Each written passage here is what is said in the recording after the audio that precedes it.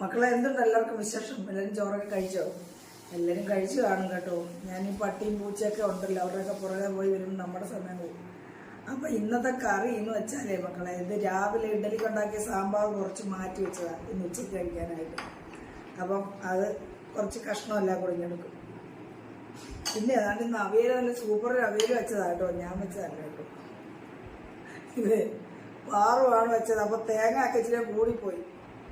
ഇതാ അപ്പോൾ കുറച്ച് വെച്ചാൽ അപ്പോൾ തേങ്ങയുടെ വെള്ളം കൂടുതലാണ്. പിന്നെ മക്കളെ നല്ല സൂപ്പർ അയിലക്കറി, നല്ല സൂപ്പറാണ്. പച്ച അയില അത് കണ്ട് ഒരു വാലിങ്ങെടുക്കുക.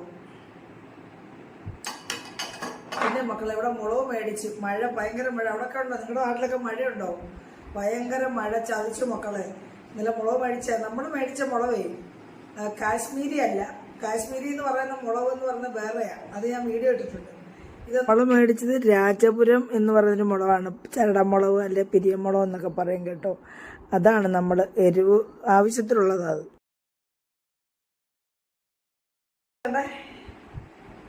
അതിലായിരുന്നു വറുക്കാതിരിക്കുന്ന എങ്ങനെ ഒരു 2 മീനെടുത്ത് വറുത്ത് 4ആയിട്ട് കഷ്ണിച്ചിട്ട്. അപ്പം ഞാനൊരു വറുത്ത മീൻ കൂടി എടുക്കുക മക്കളെ. അപ്പോൾ കഴിക്കട്ടെ. അപ്പോൾ ശരി മക്കളെ.